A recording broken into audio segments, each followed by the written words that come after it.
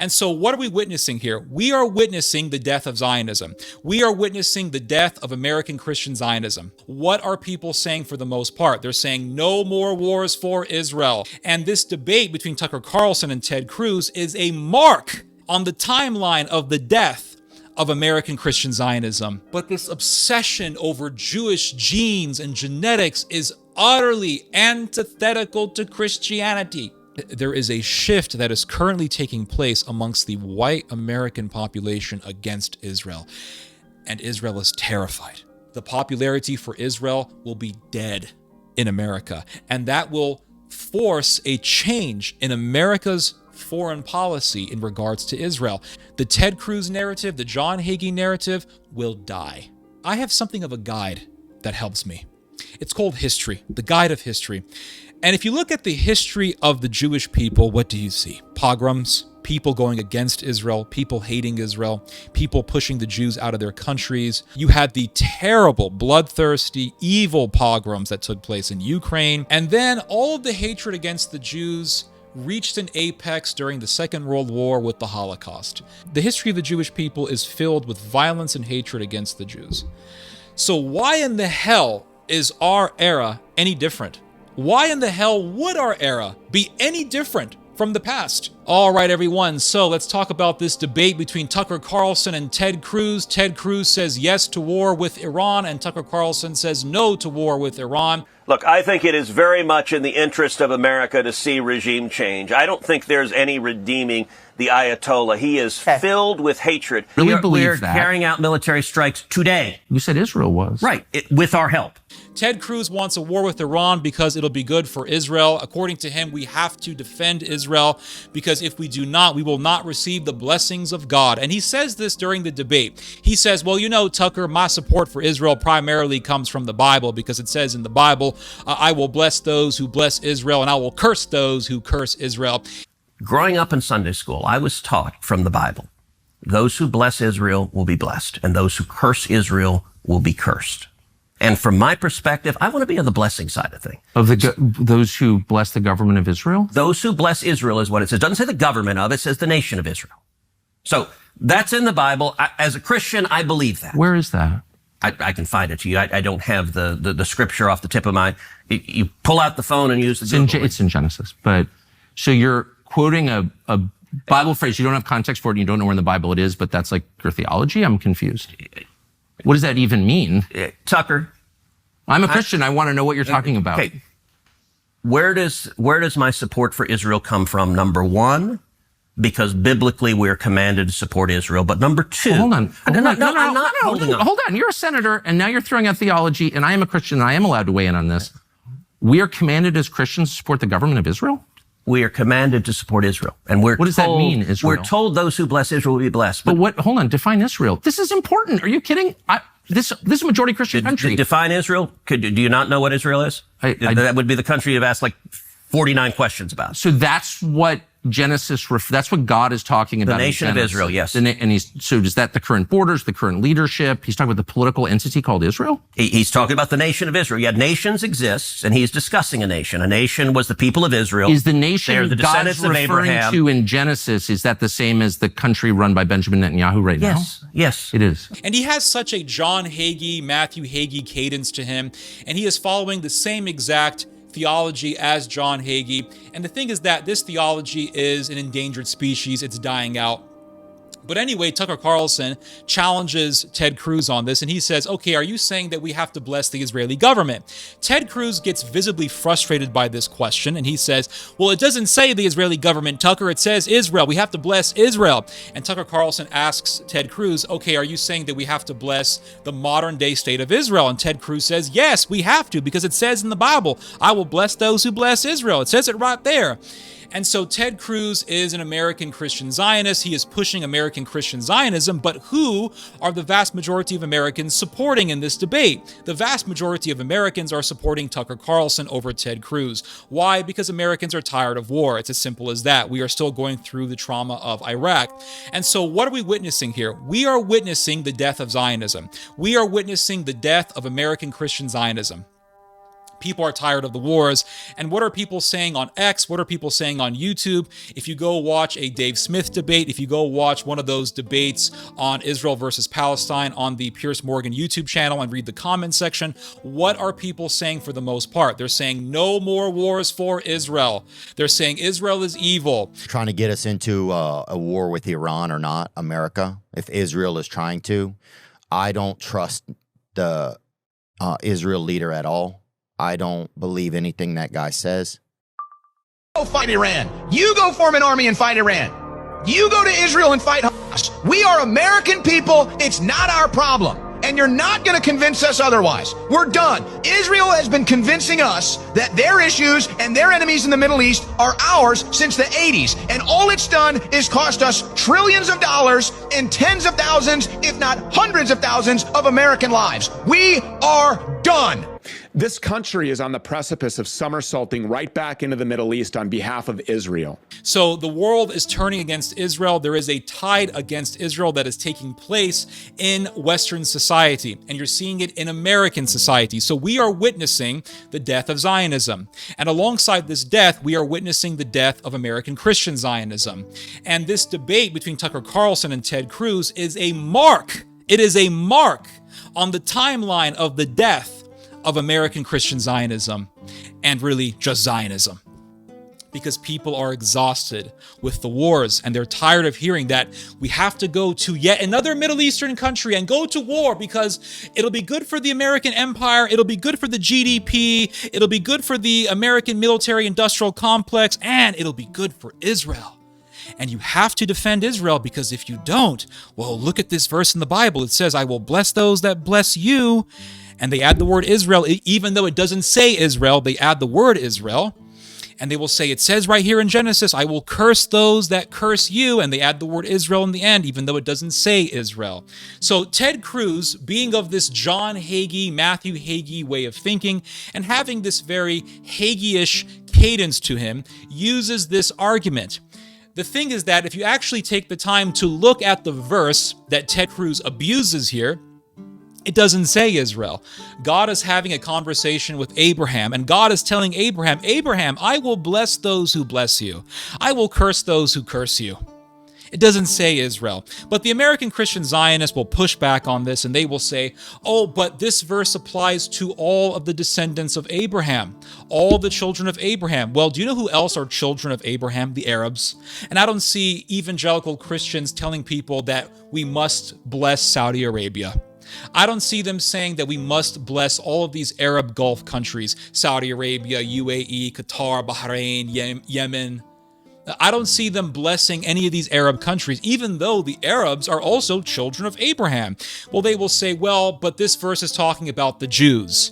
Okay, so are you saying that we have to bless Benjamin Netanyahu? Benjamin Netanyahu, who says that one of the great things about Israel is that Israel embraces the LGBT. I ask you to stand in solidarity with our brothers and sisters in the LGBT community. Are you saying that we have to bless Bezalel Smotrich, who supports ethnic cleansing? אני חושב שהגיע העת, ואמרתי את זה לראש ממשלה ואני אומר את זה גם כאן, להתנפל על עזה, לכבוש אותה כפי שהבטיח לנו הרמטכ"ל הנוכחי כשנכנס לתפקידו על דעת כן, ולא לפחד, כן, לכבוש את רצועת עזה, להקים בממשל צבאי, לקחת להם שטח, לממש את תוכניתו של הנשיא טראמפ, ולהוציא 1.5 מיליון, 2 מיליון עזתים מעזה. יש שיח מאוד מעמיק, וצריך אגב להשקיע בזה ולעבוד בזה, כדי לייצר אלטרנטיבות של מדינות אחרות.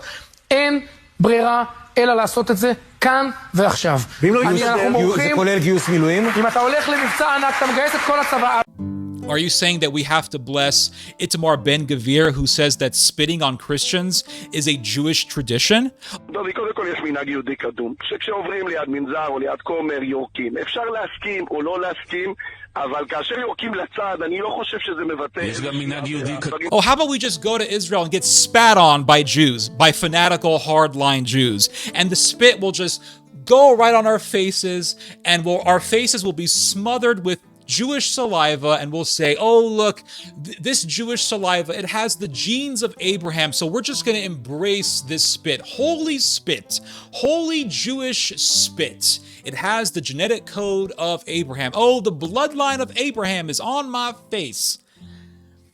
Are we going to bless all of the gay rallies in Tel Aviv? Are we going to go to the streets of Tel Aviv and go to the pride rallies and say, well, let's just bless all these gay Jews. We have to bless the gay Jews because they have the blood of Abraham running through their veins. They are of the bloodline of Abraham. They are children of Abraham. So let's just bless the gay Jews.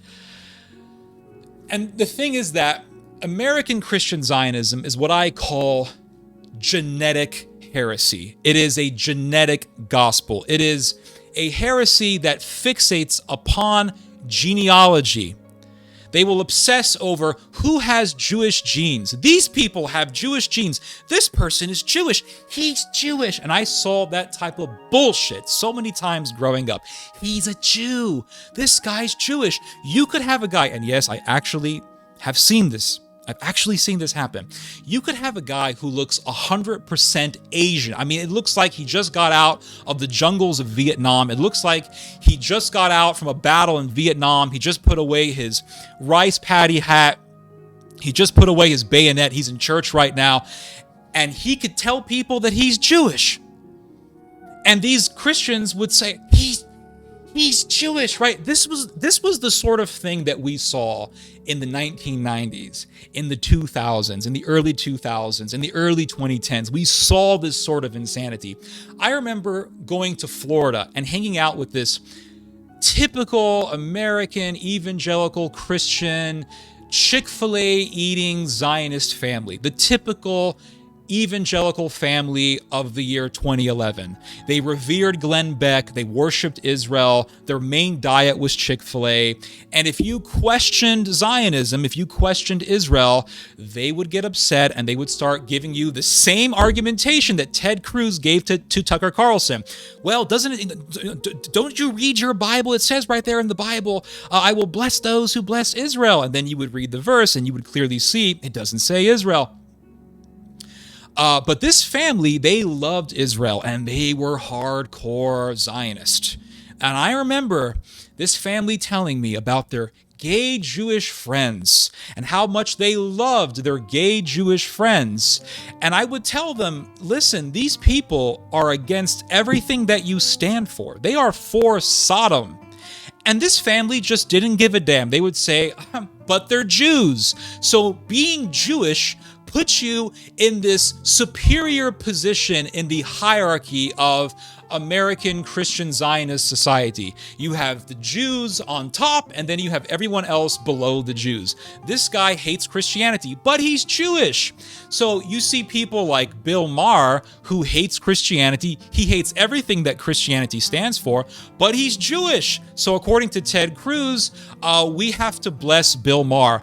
Oh, here's another example. Peter Singer. Peter Singer is Jewish, and he has the blood of Abraham running through his veins. He is a son of Abraham, but he supports bestiality. He supports euthanasia. He supports infanticide. He even has called for policy that would allow the murder of babies after they're born.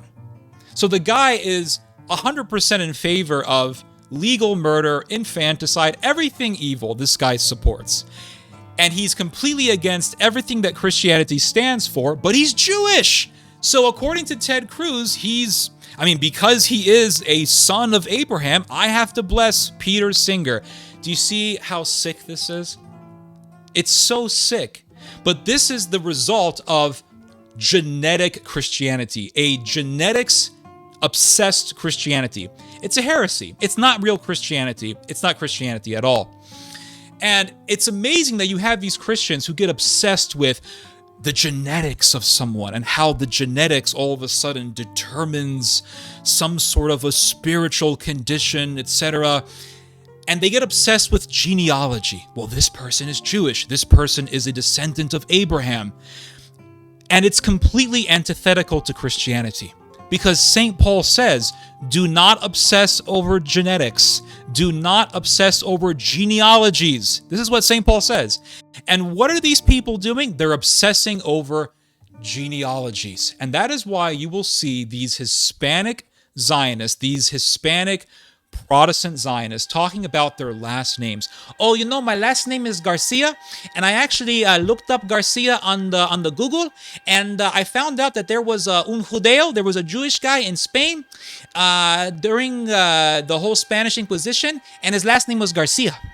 And so my last name is Garcia, his last name was Garcia, and you know, that means I'm Jewish.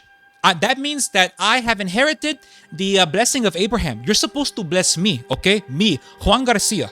You're supposed to bless me. And if you do not bless me, guess what? You're not going to get the blessing of Dios. You're not going to get the blessing of God, okay? So, yo soy un judeo. And they become so obsessed over this stuff. And I've seen this sort of thing too many damn times. Oh, you know I'm Jewish? I'm Jewish. Dude, your last name is Garcia, your first name is Jose or Jesus, and you're living in the middle of East LA. What the hell are you talking about? You were raised Catholic. Calm down, Jose. No, yo soy un judeo. I'm Jewish. My last name Garcia, and some Jewish guy back in the 1500s, his last name was also Garcia, so I'm Jewish. And they get obsessed with genes, and they get obsessed with bloodlines. And the thing is that they get so obsessed with this stuff that they lose any interest in what Christianity actually teaches. They lose any interest in what Christianity teaches, and that is compassion, justice, and mercy. And what does Jesus say? He says, you guys are so obsessed with being sons of Abraham that you forgot what it actually means to be a son of Abraham. And if you go to the Gospel of John, let's go to the Gospel of John real quick. And let's go to John chapter 8. And in John chapter 8, verse 37, what does Jesus say? He says, and he's talking to a bunch of Jewish people. He's arguing with a bunch of Jewish people, and he says, I know that you are offspring of Abraham. So he's telling them, you guys are sons of Abraham. You guys are the descendants of Abraham. You are of Abraham's bloodline. So he says, I know that you are offspring of Abraham, yet you seek to kill me because my word finds no place in you. So he's saying, you guys are sons of Abraham. You guys are genetically sons of Abraham, yet. And what does that word yet signify? That's the word that I want to focus on here, yet. So he's saying that there's a contradiction here. There's a contradiction in your way of living, in your way of behaving. You guys are sons of Abraham genetically, but the way that you guys are acting is contrary to how Abraham would act. So he is saying, I know you are offspring of Abraham, yet you seek to kill me because my word finds no place in you. And then a few verses later, he says, they answered him. So the Jews tell him, Abraham is our father. So they're so insistent on their genetics. They're so fixated on their bloodline. Abraham is our father, Jesus. What are you talking about? And Jesus said to them, if you were Abraham's children, you would be doing the works Abraham did. So this is what Jesus meant when he said, yet. You guys are the offspring of Abraham, yet you seek to kill me. And then a few verses later, he says, you guys aren't sons of Abraham. And they say, well, we are sons of Abraham. And he says, no, you're not. Because if you were truly, truly sons of Abraham, you would be doing the works Abraham did. But now you seek to kill me, a man who has told you the truth that I heard from God. This is not what Abraham did. So he is making a distinction. He's not contradicting himself. He is making a distinction between people who are earthly sons of Abraham. They are sons of Abraham by their genetics, and people who are truly, truly sons of Abraham. So he's saying, yeah, you guys are genetically sons of Abraham, but that really doesn't matter. Because if you were true, true sons of Abraham, you wouldn't be trying to kill me. Abraham would not be trying to kill me. You guys are trying to kill me because you guys spiritually are not sons of Abraham. So what really matters here? What really matters is not being a genetic son of Abraham. What matters truly is being a spiritual son of Abraham. Now, let's go to Galatians. Because people will say, well, no, it's the seed of Abraham, that's Israel, that's the Jews. But what does St. Paul say about the seed of Abraham? He says, now to Abraham and his seed were the promises made. He does not say, and to seeds as of many, but as of one, and to your seed, who is Christ. The seed of Abraham is Christ. So therefore, anyone who follows Christ is of the seed of Abraham. Anyone who follows Christ is a child of Abraham.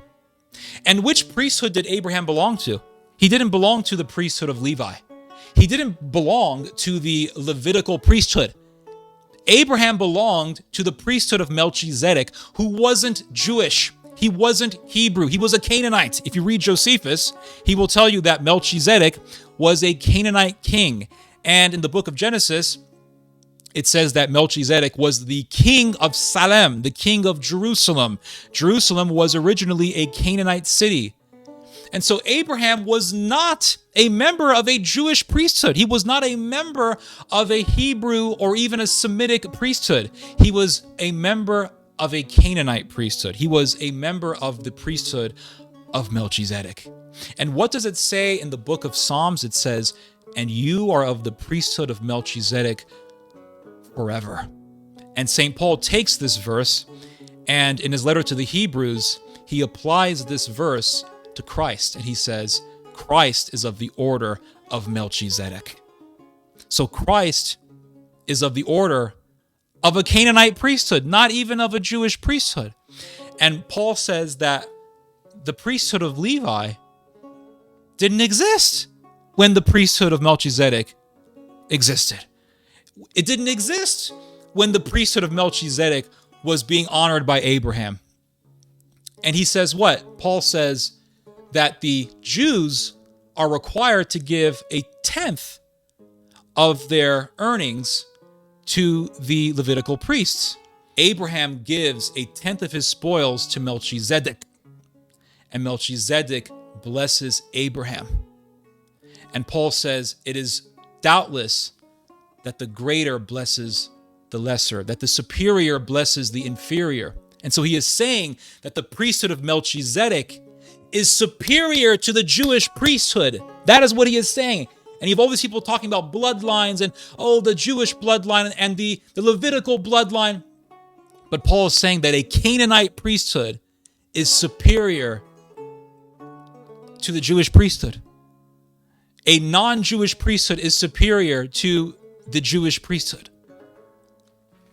And so the priesthood that Abraham belonged to had nothing to do with the Jews.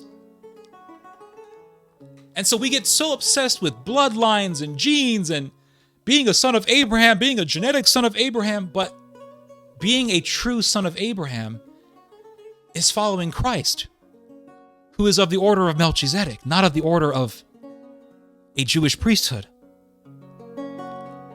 And this is why St. Paul says in his letter to the Romans, not all who are descended from Israel belong to Israel. He says this in Romans 9, starting at verse 6. For not all who are descended from Israel belong to Israel. So just because you are a descendant of Jacob, because Jacob was named Israel, just because you are a descendant of Jacob and you have the Jewish bloodline, you have that Semitic Jewish bloodline, doesn't mean that you're actually a part of Israel. And you have all these people saying, this guy's Jewish and he's Jewish and these people are Jewish, so we have to revere them, we have to bless them. But Paul is totally against this. Christ is totally against this. This way of thinking is utterly antithetical to Christianity. Because Paul says right here, and not all are children of Abraham because they are his offspring. So because you are a genetic child of Abraham, because you are genetically of the bloodline of Abraham, does not even mean that you're of Abraham.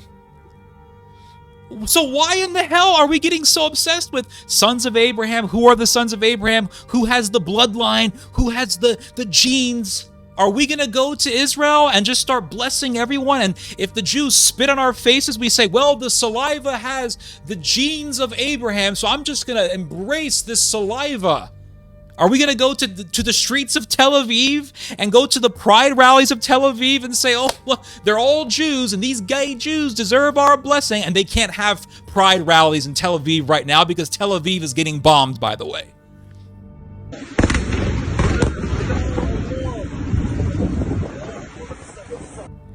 But this obsession over Jewish genes and genetics is utterly antithetical to Christianity.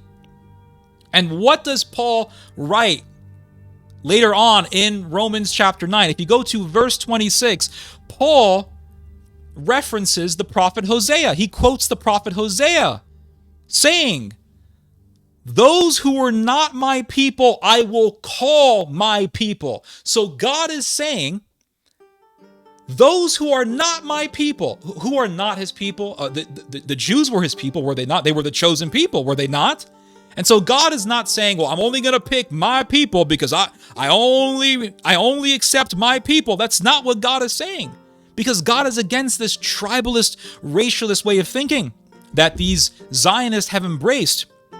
God is saying, those who were not my people, I will call my people. And her who was not beloved, I will call beloved. And in the very place where it was said to them, you are not my people, there they will be called sons of the living God. This is talking about the embracing of the Gentiles. This is talking about the Gentiles being grafted into Israel. And look at what Paul quotes later on. He quotes the prophet Isaiah saying, if the Lord of hosts had not left us offspring, we would have been like Sodom and become like Gomorrah. What is this saying? What does it mean by offspring? What does God or what is the prophet Isaiah saying here? If the Lord of hosts had not left us offspring, offspring being who? The Gentiles being grafted into Israel. And so Isaiah is saying, if these Gentiles had not been grafted into Israel, Israel would be nothing.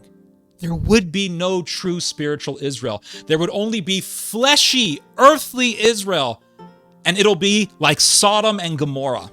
Now imagine if the Gentiles were never allowed to be grafted into the fold of Israel. Imagine if the Gentiles had never accepted Christ. What would have Israel become? Israel would have been reduced to nothing but earthly Israel. But because the Gentiles are allowed to be grafted into Israel through Christ, the seed of Abraham, spiritual Israel is preserved. Spiritual Israel lives on.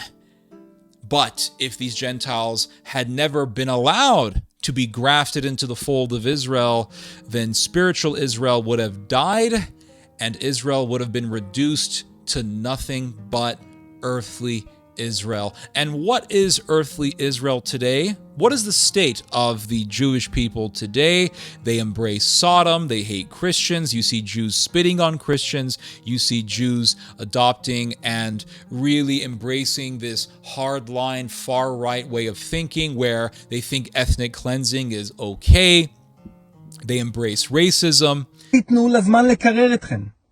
הערבים בעזה שחושבים חמאס וכל הווייתם חמאס הם בני שטן ולא יהיה איתם שלום.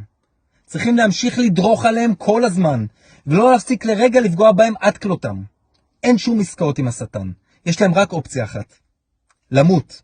וכן, זה ריאלי. מאוד מאוד ריאלי. גם ההשמדה שלהם וגם ההתיישבות. אנחנו נחסל את החמאס, ננקה את עזה מכל רוצח פוטנציאלי, וכולם שם רוצחים פוטנציאליים, ננקה, לא יהיה שקט בעזה, יהיה שקט בישראל, וכך מת החוסן. Just think we need to kill them, every one of them, and that's it. And if not that, because the country will not let that happen, the government.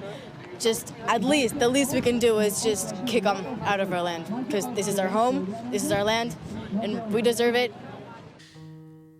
This is the state of earthly Israel, Sodom. And what does the verse in Isaiah say?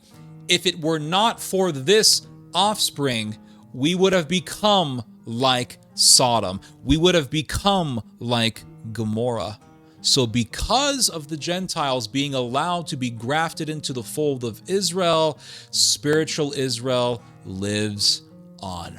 Let's talk some more about Israeli war crimes. Let's talk about the Sabra and Shatila massacre that took place in 1982. This massacre was done by Catholic nationalists who were a part of a faction known as the Kataib or the Phalangists. The Israelis were backing the Kataib, and the Kataib were a bunch of racialists who dreamed of a racially pure Lebanon that would just consist of Phoenician people, and so they wanted to purge out the Palestinians. The Israelis backed these Catholic nationalists, and in the year 1982, for 3 days, these fanatics, these Catholic nationalists, pillaged, raped, and murdered Palestinians in the refugee camps of Sabra and Shatila, and the Israeli government was watching the entire time. Not only that, but the Israeli government backed it, enabled it, and wanted it. Ariel Sharon was one of the Israeli officials who were behind this atrocity. So, Mr. Ted Cruz, Mr. Christian Zionist, Mr. John Hagee, am I supposed to be blessing the Israeli war criminals who were behind this? Were these war criminals deserving of the blessing? And if I refused to bless these war criminals who were behind this slaughter, would I have been deprived of the blessing of God? And if I had cursed the war criminals behind the Sabra and Shatila massacre, would I have been cursed by God? And so here lies the problem with the genetic Christian heresy. Here lies the problem with obsessing over genes. You begin to make excuses for war criminals. It's just like the Nazis who are obsessed with being German, and they glorify the German race, and they revere and worship Deutschland and the German race.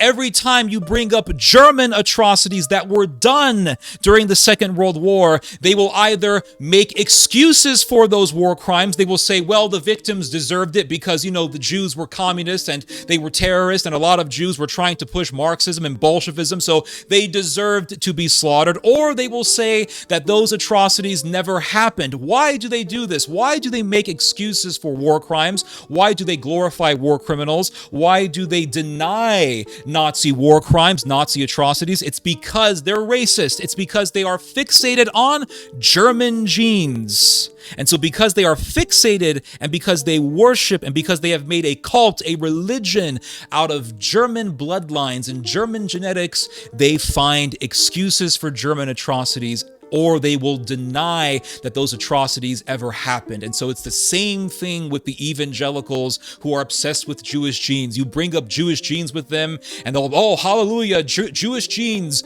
Oh my gosh, magical Jewish blood. A Jew spits on them, and they'll say, oh, I have the Abrahamic genes on my face. Holy Jewish spit. And if you bring up Jewish atrocities with them, they will deny that those atrocities ever occurred, or they will find excuses for those atrocities. They will say, well, those Palestinians were terrorists. Well, those Palestinians were asking for it. Oh, or the Israelis would never do that. No. Those atrocities were done by Lebanese Catholic nationalists. They're the barbarians. The Israelis were never behind that atrocity. But if you actually look into the Sabra and Shatila massacre, you will see that Ariel Sharon and his gang were the ones enabling and superintending and watching the whole massacre happening. And so people are getting more and more of a knowledge of these things. And so people are becoming disillusioned with Israel more and more.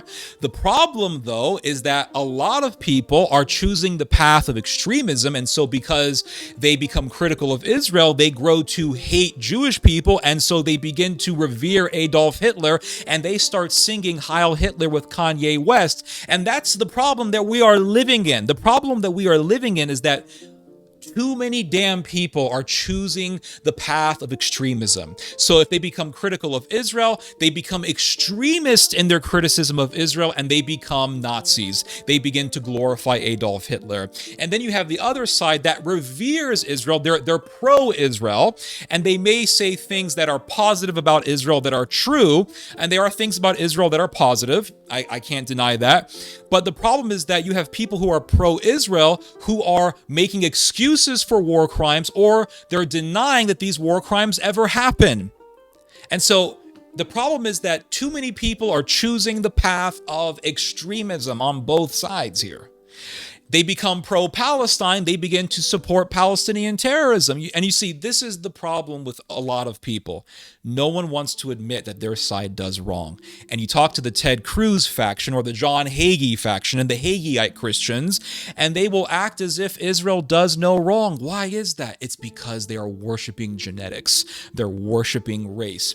And what did the Vatican declare before the Second World War? What did the Vatican declare as a response to Nazism?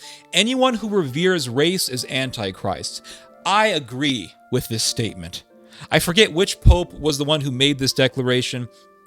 I want to say it was either Pius XII or his predecessor, but nonetheless, this was an official Catholic statement. Anyone who worships race is Antichrist.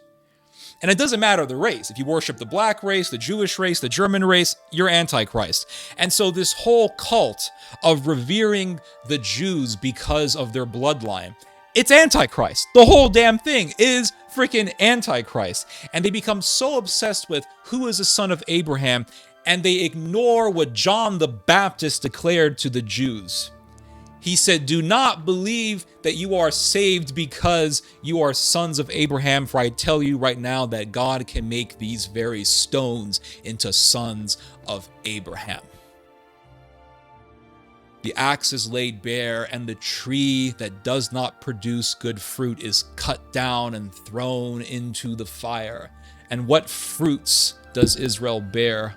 The embracing of Sodom, the embracing of mass murder, war crimes. Where are the good fruits? I am seeing nothing but rotten fruits. And what does Christ say? You will know a tree by its fruits. And Israel is producing rotten fruit, and it reeks of dead bodies.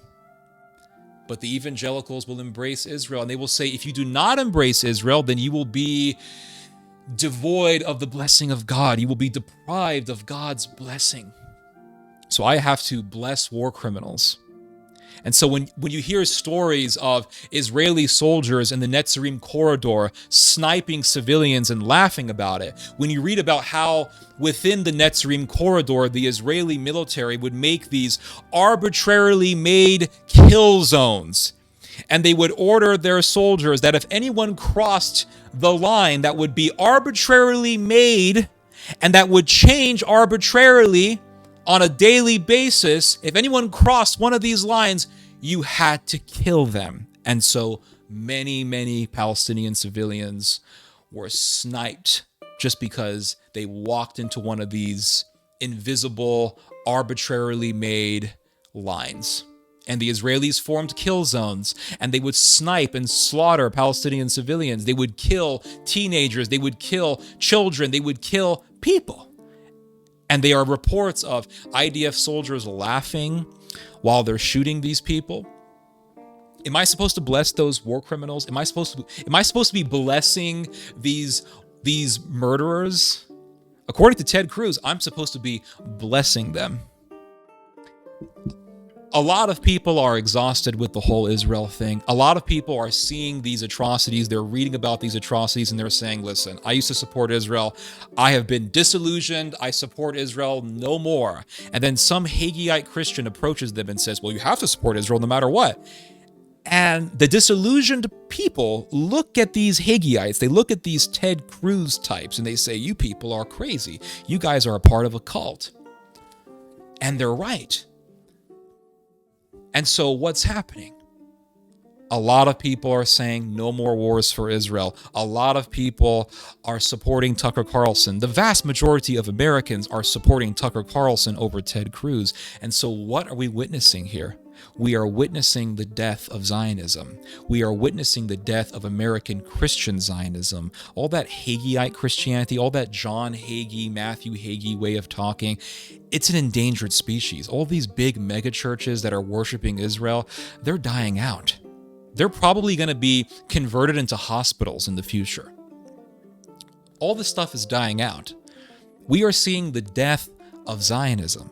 What are people saying on X? I mean, just look around you. It's very obvious. Ted Cruz, I think, is oblivious to this reality.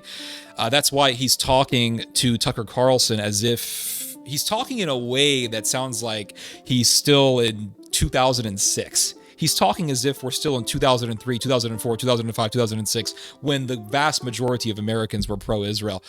But Ted Cruz is sitting there saying, oh, well, I support Israel and we need to go to war for Iran because of Israel. And the Bible says if you do not bless Israel, you will not be blessed. If you curse Israel, you will be cursed. And he's using these old-timer, old American guard, John Hagee arguments, and no one is believing in that stuff anymore. It's over. You see, Israel is not worried if Arab Americans hate Israel because, Arab Americans have always been critical of Israel. Israel doesn't care if African Americans are hating on Israel because for the longest time, African Americans have been, generally speaking, more critical of Israel than white Americans have. But what are we seeing right now? We're seeing more and more white Americans becoming disillusioned with Israel and saying, hey, I don't want to support a genocide. I don't want to support ethnic cleansing. I don't want to support the slaughter of the Palestinians. We're seeing more and more white Americans turning against Israel. We're seeing Tucker Carlson, Theo Vaughn. We're seeing all these big American influencers saying, we don't support Israel. We're seeing Joe Rogan criticizing Israel. We're seeing the #1 podcaster on earth, Joe Rogan, criticizing Israel. What's happening? There is a shift that is currently taking place amongst the white American population against Israel. And Israel is terrified. Israel is absolutely terrified by this because the dominating demographic in America is the white population. And so if Israel loses the white population, it's over.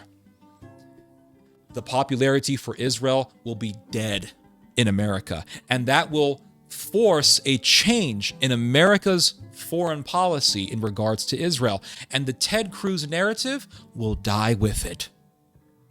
The Ted Cruz narrative, the John Hagee narrative will die. The whole thing will die. That's the bottom line. That's why Israel is terrified of the white American population becoming disillusioned with Israel. But Israel continues to do war crimes. Israel continues to do what it's doing. Israel continues to push for America to join a war against Iran, to join Israel in a war against Iran.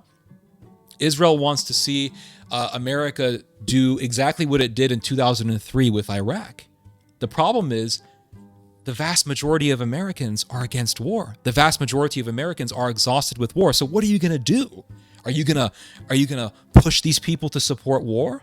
Now, I can see a false flag terrorist attack happening, and they will say that it was Iran who did it, and maybe that'll work. But even if that happens, with the way that the internet is, with the way that people are, more and more people believe in conspiracy theories. I would say the majority of Americans now believe in what is known as conspiracy theories. You're still going to have a ton of Americans saying, this is a freaking false flag attack. We're not buying into this. This is bullshit. And you're still going to have a huge number of Americans refusing to join such a war. So Israel, no matter how you look at it, Israel is finished. You have people sitting there saying, oh, look, Israel is controlling the Iranian airspace. It doesn't matter. The nuclear facilities are deep under the ground.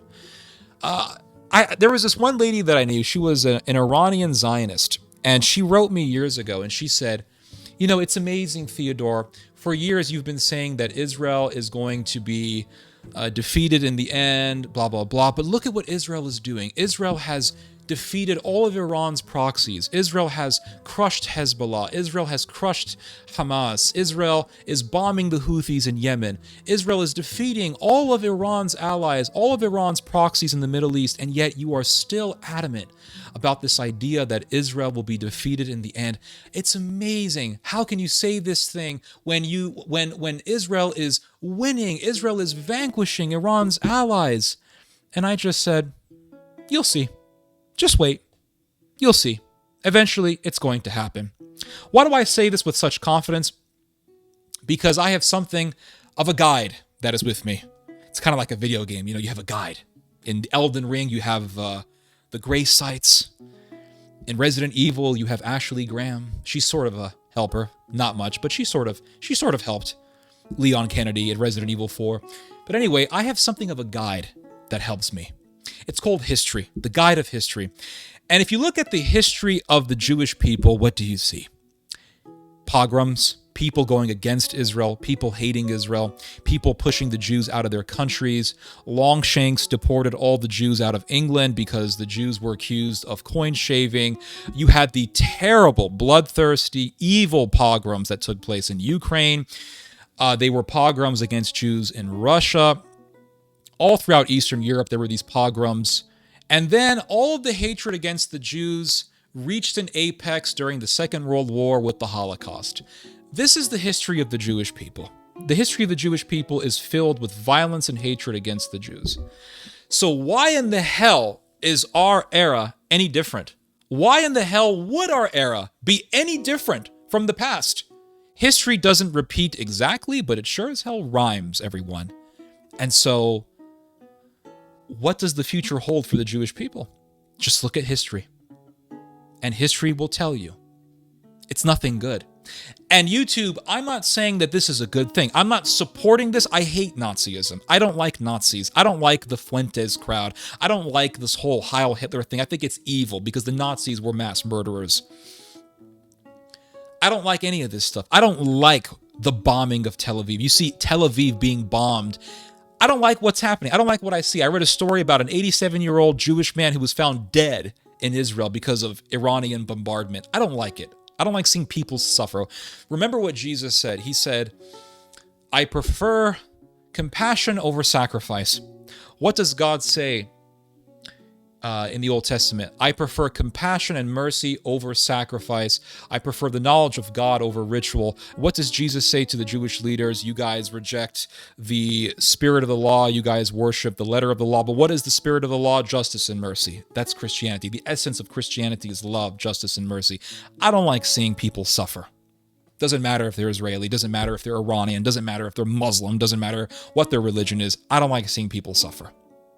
But you see people cheering on the bombing of Israel. You see people laughing about it, mocking the suffering of the Israelis. And what is this a sign of? What is this a sign of but a very, very dark outcome for the Israelis, for the Jewish people? It's not going to be good.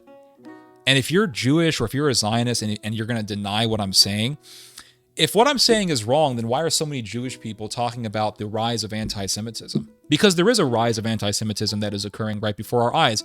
And it is a presaging sign of a very foreboding outcome, a very foreboding end for the Jewish people. It is not going to be good. We are going to be seeing another Hitler rise up. We're probably going to be seeing multiple Hitlers rise up. We're going to be seeing the rise of Turkey. We're seeing the rise of Turkey right now, but we are going to be seeing the revival of the Ottoman Empire. And the Turks hate the Jews, just like the Iranians hate the Jews. And Hitler is very popular in both Iran and Turkey. Why is that? It's because they hate Israel. And so we're seeing the rise of Iran. We're seeing the bombing of Tel Aviv, and it's a brutal bombing. We're seeing the rise of Turkey, the rise of the Turkish military. We know for a fact that the Turkish military is superior to the Israeli military in every way, with the exception of Air Force. And so right when the Turks get an advanced Air Force that can be on par with the Israeli Air Force, Israel is going to be in very, very big trouble. Israel is facing a very foreboding and dark future. I don't like it. And I do not like the extremism that I have been seeing becoming very common online, where you have people revering Adolf Hitler saying, oh, Hitler, can you please come back? These are all signs of Israel's very dark end. And I don't like it. It's not good. But the problem is that you have the evangelical Zionists who keep pushing for Israel to do war. They want Israel to continue on the war path. And my response to the Christian evangelical lunatics, the Christian evangelical Zionists, is that what you are doing is you're actually accelerating the destruction of Israel. Because the more and more you push Israel towards war, the more Israel continues on down the war path, the closer Israel is going to be to its own destruction. So, but you guys don't mind because you guys think, well, if Israel is getting destroyed, that means the apocalypse is here and Jesus will return. So your apocalyptic cultic way of thinking is only contributing to Israel accelerating itself more and more towards its own demise. And that's why you have evangelicals who want a third temple. But we are here in Jerusalem. And today, Jennifer and I and others had a chance to go see the western wall of the Temple Mount, the western wall tunnels, so much of the old city.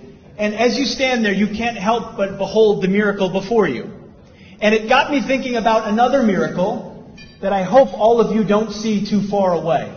Because 1917 was a miracle, 1948 was a miracle, 1967 was a miracle, 2017, the declaration of Jerusalem as the capital was a miracle. And there's no reason why the miracle of the reestablishment of the temple on the Temple Mount is not possible. Don't you know what a third temple is going to lead to? It's going to lead to more bloodshed because the Jewish fanatics, the Jewish hardliners who want a third temple, they want to put the third temple on the Al-Aqsa Mosque. So if you put a third temple, or if you start building a third temple, you're going to get the Arabs to start killing Jews. Jews will kill Arabs. There's going to be more bloodshed, more of this vicious cycle of violence and tribalism. And the Christians, the evangelical lunatics, they're not real Christians, they're heretics. They're John Hageite heretics. These Hageite heretics are going to be clapping their hands saying, look, there's violence. Jesus is going to be coming soon. And your way of thinking, regardless of how oblivious you are to this reality, your way of thinking is promoting violence and bloodshed because you are not of the seed of Abraham. What does Jesus say about those who are of the seed of Abraham? He says, you guys are not children of Abraham, because if you were children of Abraham, you would not be trying to kill me. You would be acting like Abraham. Abraham would not have been trying to kill me. And what are you guys doing? You guys are pushing for more war, more bloodshed, more violence. How can you call yourselves children of Abraham when you are not acting like Abraham? You are acting like the devil, who, to reference Christ, was a murderer from the beginning. And that is the spirit that possesses people like Ted Cruz, the spirit of the diabolical, the spirit that loves bloodshed. Not the spirit that loves shalom, peace, but the spirit that loves bloodshed. Melchizedek was the prince of Salem, the prince of peace. And that is the priesthood that Abraham belonged to. And that priesthood existed before the priesthood of Levi. And Salem means peace. Salam in Arabic, shalom in Hebrew, the prince of shalom. We follow the prince of shalom. We are of the order of the prince of shalom, not of the order of the prince of chaos and darkness and evil and violence. That's the order that you guys belong to. And it's amazing if you look at the priesthood of Levi versus the priesthood of Melchizedek. Levi was a mass murderer. He mass murdered the people of Shechem, the Canaanites of Shechem. It's in the book of Genesis. He murdered those people after they agreed to be of the religion of Israel, after they agreed to be grafted into the faith and the religion of Israel. They were circumcised. They were Jews. They converted to Judaism. And Simeon and Levi butchered those people. And because Levi had that blood on his hands, Jacob, while he was laying on his deathbed, said, Levi, there is a curse on you because you are a murderer, and God will scatter your posterity in the future. Levi will be scattered. And that prophecy was about the end of the Levitical priesthood. Jacob basically said, your priesthood is going to come to an end. And that priesthood did come to an end. Christ was on earth. And he was of the order of Melchizedek, which is a priesthood that lives on forever, and it transcends the Levitical priesthood. It transcends race. It transcends tribe. And Jesus came and said, he told the priest, your guys' days are over. The end of the Levitical priesthood is very nigh. It's coming to an end. And the Levites murdered Christ, just as they murdered those Canaanites of Shechem. They murdered Christ, a man who is of the order of Melchizedek, a Canaanite king. They murdered that man, just as they murdered the Canaanites of Shechem. They murdered the people of Melchizedek. And then what happened? The curtain in the temple split in two, and the Levitical priesthood was done. Now, it was still there for the next 40 years, but then what happened? The Romans destroyed the temple. They set the temple on fire. And as the temple was on fire, as that temple was engulfed in flames and the smoke billowed into the air, Josephus tells us that the Levitical priests ran to Titus, the military commander of the Romans, and they got on their knees and they begged for their lives. And Titus said, your temple is no more. And since your priesthood cannot survive without the temple, of what good is your priesthood? And he had those priests executed. And that was the end of the priesthood of Levi, and the curse that was declared by Jacob as he laid on his deathbed was fulfilled. But the priesthood of Melchizedek lives on. It lives on forever. But the Judaizers, the Ted Cruzes, the John Hagees, these Judaizing heretics, they want to rebuild the temple. They want us to go back to the priesthood of Levi, when we are members of the priesthood of Melchizedek, which lives on forever, which transcends race and bloodlines and tribes and nations. They want us to go back to the priesthood of a mass murderer named Levi. And what does St. Paul say about the priesthood of Levi versus the priesthood of Melchizedek? He says that when Melchizedek gave the offering of bread and wine, which prefigured the Eucharist and the chalice in the Christian communion, when Melchizedek gave that offering, Levi was still in the body of Abraham. In other words, Levi was still just a spermosa in the body of Abraham. Abraham was of the order of Melchizedek, which is the same order that Christ is a member of. Abraham was never of the order of Levi. We are of the order of Melchizedek, which lives on forever. We are of the order of the seed of Abraham.